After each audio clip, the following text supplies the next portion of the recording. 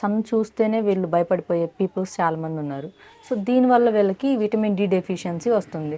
And ఈ sperm మొటిలిటీతో పాటు ఇంకా కొంతమందికి ఈ విటమిన్ డి డెఫిషియన్సీ వల్ల వీళ్ళకి ఏమవుతుంది అని అంటే ఎక్కువగా కాళ్ళు గుంజినట్లుగా అనిపించడం, ఎముకలు అనేవి ఈ ఈ బోన్స్ స్ట్రాంగ్గా లేకపోవడము, అండ్ కాల్షియం కూడా తగ్గిపోవడము, అండ్ జుట్టు రాలిపోవడము, ఈ ప్రాబ్లమ్స్ ఎక్కువగా ఉండడం. అండ్ డీప్ స్లీప్లోకి వెళ్ళలేకపోవడం, అంటే స్లీప్ వచ్చినట్లుగా ఉంటుంది బట్ వీళ్ళు డీప్ స్లీప్లోకి వెళ్ళలేరు, ఎప్పుడు మేల్కొని ఉన్నట్లుగా ఉండడం. ఈ ప్రాబ్లమ్స్ అన్నీ కూడా విటమిన్ డి తక్కువగా ఉండడం వల్ల వస్తాయండి.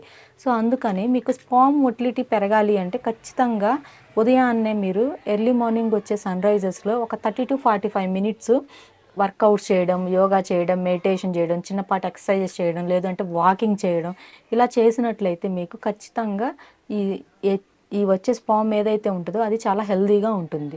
ఏమవుతుంది అంటే మనం